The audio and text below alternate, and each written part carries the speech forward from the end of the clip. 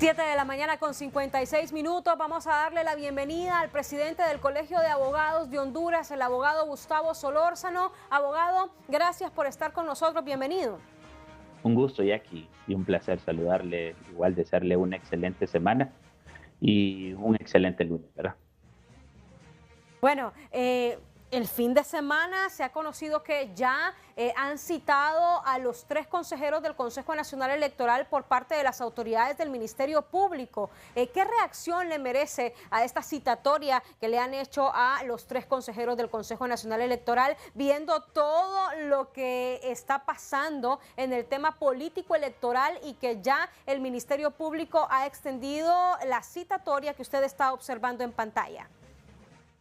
Ok, bueno, en primer lugar, yo creo que lo que llama aquí la atención es que previo a lo que es la citatoria que se le hizo el fin de semana, en fecha notificado el 22 de marzo, había existido comunicación entre el Ministerio Público y los 3 consejeros del CNE, en donde habían acordado que la declaración de testigos iba a realizarse hasta después que se hiciera la declaratoria de las elecciones, es decir, después del 8 de abril.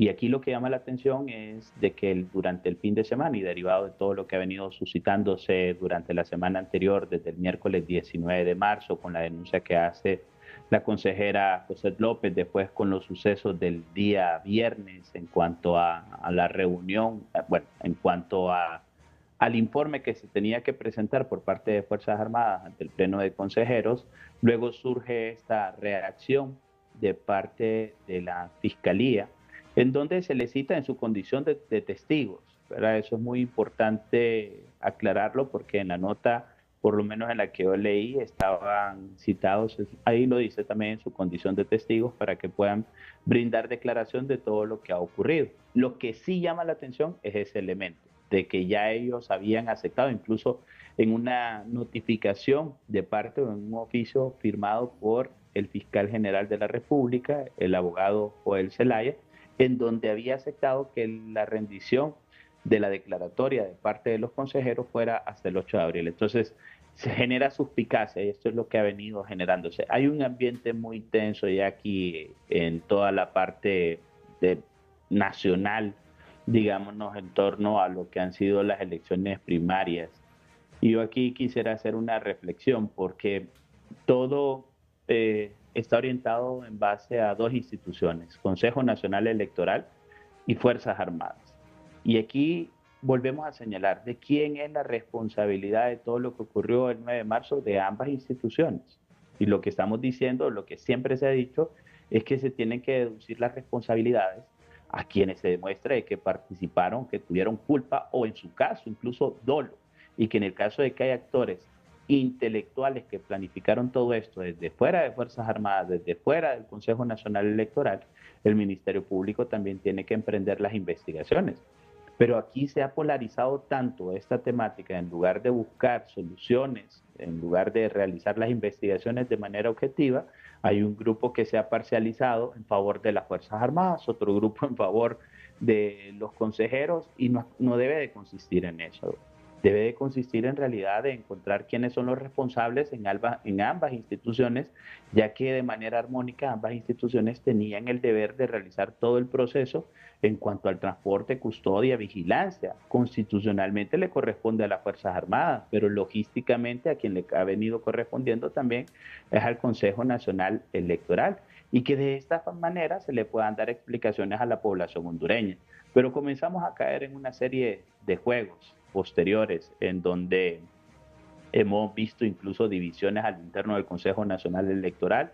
en donde las 2 consejeras prácticamente han venido señalando de que no han tenido el apoyo necesario para realizar todo el proceso de investigación, y el consejero Ochoa, que señala a las consejeras más bien de responsables ante todo lo ocurrido y defiende a las Fuerzas Armadas de Honduras. Lo que se dio el día viernes también parece que todo hubiese sido planificado de manera previa entre lo que era el consejero Ochoa también y el general Hernández, y posteriormente venir y solicitar. Nadie está en contra de la transparencia, simplemente de que parece de que esos son acuerdos con el propósito de exhibir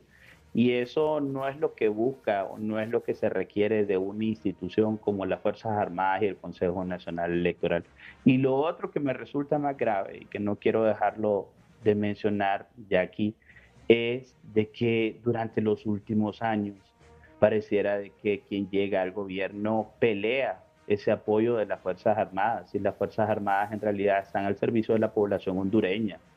al servir una institución que ha tenido toda la confianza de la población y por eso es que siempre ha salido muy bien ubicada cuando se mide la confianza en las instituciones, Fuerzas Armadas, pero durante los últimos años, durante los últimos gobiernos, estoy hablando prácticamente de los últimos 20 años, ha existido un tema en donde se pelean ese apoyo de las Fuerzas Armadas y parece que las Fuerzas Armadas ahora quisieran los partidos políticos que represente al partido que está en el gobierno, diciendo, estas Fuerzas Armadas sí son buenas, las otras Fuerzas Armadas eran malas. Ujú. Y si gana otro partido político para la siguiente elección, posiblemente ustedes vayan a comenzar con la misma retórica, las anteriores Fuerzas Armadas eran malas, y eso no debe de ocurrir. Las instituciones son permanentes, las instituciones están al servicio de la población y no están al servicio de quien en su momento lidera un partido político o lidera el poder del gobierno. Ya para finalizar, porque sabemos que está corto de tiempo, ¿qué opinión merece esta decisión que ha tomado el fiscal general sobre las resoluciones, sobre todo el poder que le ha dado al subdirector de fiscales y que prácticamente se lo ha quitado al director de fiscales del Ministerio Público? Lo voy a resumir así. Aquí yo he estado investigando sobre esa temática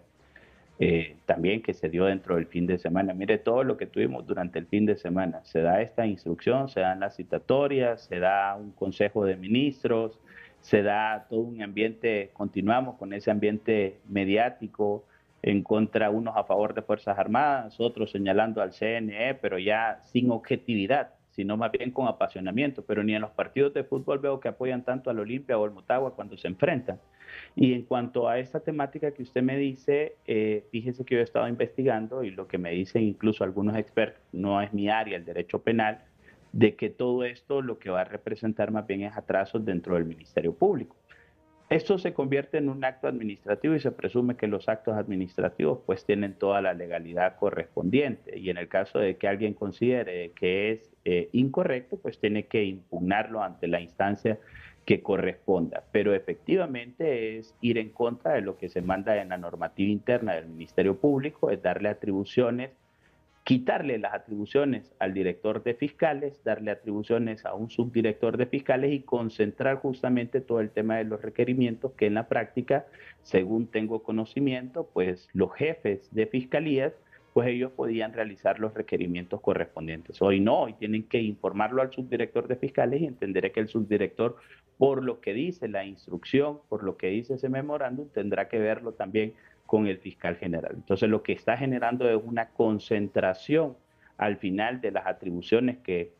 han estado desconcentradas o descentralizadas, que ha permitido justamente la agilidad del ministerio para realizar los requerimientos fiscales y hoy todo eso se va a concentrar en una figura del subdirector y esta a su vez en el representante legal del Ministerio Público, que es el fiscal general. Aquí, en este caso, pues si hay quienes se oponen, pues hay que interponer las acciones correspondientes para impugnar este memorándum que se ha girado. Bien, muchas gracias al presidente del Colegio de Abogados de Honduras, Gustavo Solórzano. A la orden, Jackie, un gusto y a la orden siempre de su noticiero. Bien, muchas gracias por darnos este espacio de tiempo.